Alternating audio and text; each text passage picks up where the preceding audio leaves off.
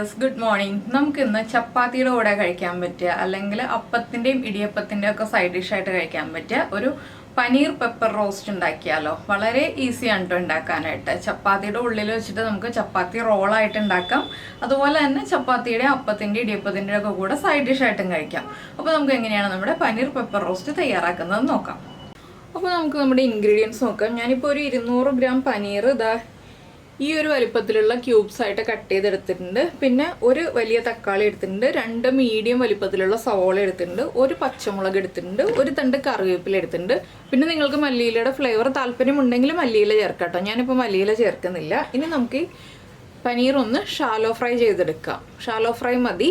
അപ്പോൾ നമുക്ക് ഒരു പാൻ ചൂടാക്കിയെടുക്കാം. അപ്പോൾ നമ്മളൊരു പാൻ ചൂടാക്കാൻ വെച്ചിട്ടുണ്ട്. പാനിലേക്ക് ഓയിൽ ഒഴിച്ചിട്ടുണ്ട്. അപ്പോൾ ഇതേ ഓയിലിൽ തന്നെ നമുക്ക് ബാക്കിയുള്ള കാര്യങ്ങളൊക്കെ ചെയ്യാം കേട്ടോ. ഇതിലേക്ക് നമുക്ക് പനീർ വെച്ച് കൊടുക്കാം. ഓയിൽ ഒരുപാട് ചൂടാവുന്നതിന് മുന്നേ തന്നെ ആയിട്ട് നമുക്ക് പനീർ വെച്ച് കൊടുക്കാം കേട്ടോ.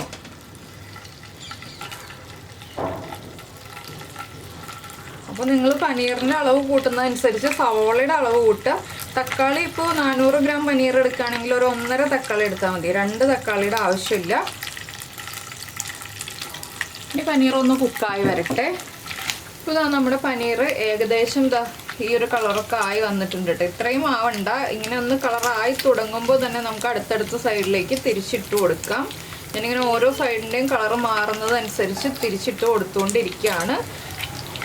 എല്ലാ സൈഡും ഒന്ന് ഇതുപോലെ കളർ ചേഞ്ച് ആയി വരുന്നതനുസരിച്ച് നമുക്ക് എണ്ണയിൽ നിന്ന് മാറ്റി കൊടുക്കാം.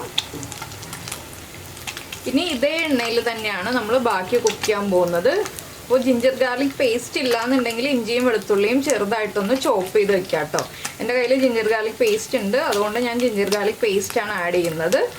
അപ്പോൾ കുക്കായതെല്ലാം നമുക്ക് എടുത്ത് മാറ്റാം. ഇതുപോലെ നമ്മൾ പനീർ കുക്ക് ചെയ്തിട്ട് കറി ഉണ്ടാക്കുകയാണെങ്കിൽ കൂടുതൽ നന്നായിരിക്കും കേട്ടോ. ഇല്ലെങ്കിൽ പൊടിഞ്ഞു പോകാനുള്ള സാധ്യതയും കൂടും. നമ്മുടെ കറിക്ക് അത്രയും ടേസ്റ്റും കുറവായിരിക്കും. ഒന്ന് ഷാലോ ഫ്രൈ ചെയ്തെടുത്തിട്ടുള്ള പനീർ യൂസ് ചെയ്തിട്ട് കറി ഉണ്ടാക്കുകയാണ് നമ്മുടെ കറിക്ക് ടേസ്റ്റ് കൂടുതലുണ്ടാവുക. ഇനി നമ്മൾ ചോപ്പ് ചെയ്ത് വെച്ചിരിക്കുന്ന സവോള ചേർത്ത് കൊടുക്കാം. ഇനി നമുക്ക് ഈ സവോളയിലേക്ക് നമ്മുടെ കറിക്ക് ആവശ്യമായിട്ടുള്ള ഉപ്പ് ചേർത്ത് കൊടുക്കാം. പനീറിനും എല്ലാം ആവശ്യമായിട്ടുള്ള ഉപ്പ് ആദ്യമേ തന്നെ ചേർക്കുക. ഇനി സവോള ഒന്ന് കളർ മാറി വരുന്നത് വരെ നന്നായിട്ട് വഴറ്റി കൊടുക്കുക. എണ്ണ കുറവാണെങ്കിൽ എണ്ണ ചേർത്ത് കൊടുക്കണം. സവോള ഒന്ന് നന്നായിട്ട് കുക്കായി വരട്ടെ. ഇപ്പോൾ നമ്മുടെ സവോളയുടെ കളറൊക്കെ മാറി തുടങ്ങി. നമുക്കിനി ഇതിലേക്ക് 1 table spoon ginger garlic paste add ചെയ്ത് കൊടുക്കാം. അതുപോലെ തന്നെ നമ്മൾ എടുത്തു വെച്ചിരിക്കുന്ന പച്ചമുളക് ഒന്ന് സ്പ്ലിറ്റ് ചെയ്ത് ചേർക്കാം. ഇനി ഈ ജിഞ്ചർ ഗാർലിക് പേസ്റ്റിൻ്റെ റോ ടേസ്റ്റ് മാറി വരുന്നത് വരെ ഒന്ന് ഇളക്കി കൊടുക്കുക. അപ്പോൾ നിങ്ങൾ ഇഞ്ചി വെളുത്തുള്ളി ചതച്ചതോ ചോപ്പ് ചെയ്തതാണോ ചേർക്കുന്നതെങ്കിൽ ആദ്യമേ തന്നെ ചേർക്കുക കേട്ടോ. സവോളയുടെ കൂടെ തന്നെ ചേർക്കുക. ജിഞ്ചർ ഗാർലിക് പേസ്റ്റ് ആണെങ്കിൽ മാത്രം ഈ ഒരു സ്റ്റേജിൽ ആഡ് ചെയ്ത് കൊടുക്കുക. സവോള ഒരുപാട് അങ്ങോട്ട് ബ്രൗൺ ആയി പോരുത്. ഈ ഒരു കളർ ആകുമ്പോൾ തന്നെ നമ്മൾ അടുത്തടുത്ത ഇൻഗ്രീഡിയൻസ് ആഡ് ചെയ്ത് കൊടുക്കണം. ഇല്ലെങ്കിൽ സവോളയുടെ ഒരു കയ്പ്പ് ടേസ്റ്റ് വരും. ഈ ജിഞ്ചർ ഗാർലിക് പേസ്റ്റും കൂടെ ഒന്ന് കുക്കായി വരട്ടെ.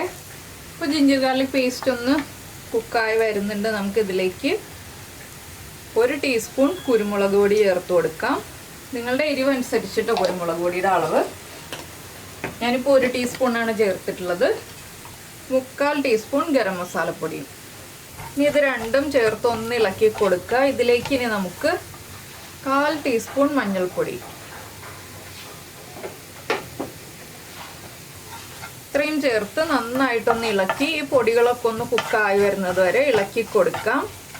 ഇനി ഇതിലേക്ക് ചേർക്കുന്നത് 2 തണ്ട് കറിവേപ്പിലയും നമ്മൾ കട്ട് ചെയ്ത് വെച്ചിരിക്കുന്ന തക്കാളിയും.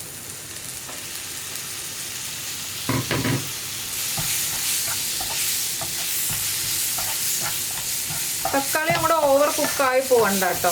തക്കാളി ഓവർ കുക്കായി പോകുന്നതിന് മുന്നേ തന്നെ നമുക്ക് ബാക്കിയുള്ള കാര്യങ്ങളൊക്കെ ആഡ് ചെയ്ത് കൊടുക്കണം. നമ്മുടെ പൊടികൾ കുക്കായി വരും. തക്കാളി ചേർക്കുമ്പോൾ തന്നെ തക്കാളിയിൽ നിന്നുള്ള ആ വെള്ളം ഒന്ന് ഇറങ്ങി വന്നിട്ട് നമ്മുടെ പൊടികളൊക്കെ കുക്കായി വന്നോളും. ഇനി നമുക്കിതിലേക്ക് കുറച്ച് തിളച്ച വെള്ളം. ആ പൊടികളൊന്ന് വേഗം കുക്കായി കിട്ടാനാണ് നമ്മളിതുപോലെ തിളച്ച വെള്ളം ചേർത്ത് കൊടുക്കുന്നത്. ഈ തിളച്ച വെള്ളം ഒന്ന് നന്നായിട്ട് തിളച്ച് വറ്റി വരണം. അപ്പോൾ നമ്മുടെ പൊടികൾ നന്നായിട്ട് കുക്കായി വന്നോളും. അപ്പോൾ ഞാൻ ചെറിയ ബർണറിൽ ഹൈ ഫ്ലെയിമിൽ തന്നെ വെച്ചിട്ടാണ് എല്ലാം കുക്ക് ചെയ്യുന്നത്. പൊടികൾ ചേർത്തപ്പോൾ മാത്രം ഒന്ന് ഫ്ലെയിം കുറച്ച് വെച്ചു.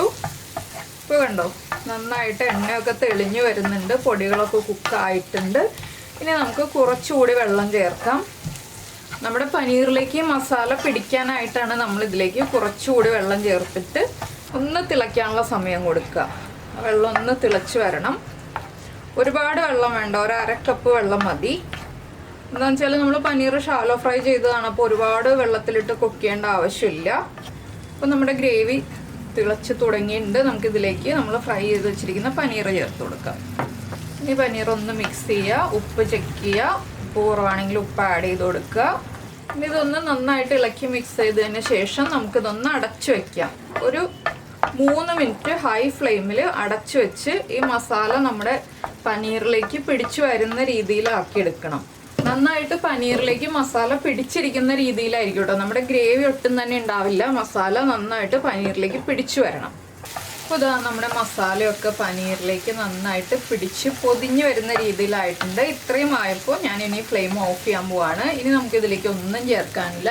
നമ്മുടെ പനീർ പെപ്പർ റോസ്റ്റ് റെഡി ആയി കഴിഞ്ഞു. ഇനി നമുക്ക് പ്ലേറ്റ് ചെയ്യാം. അപ്പോൾ നമ്മുടെ റെസിപ്പി റെഡി ആയി കഴിഞ്ഞു. നമുക്ക് നമ്മുടെ അടുത്ത റെസിപ്പിയുമായിട്ട് അടുത്ത ദിവസം വീണ്ടും കാണാം.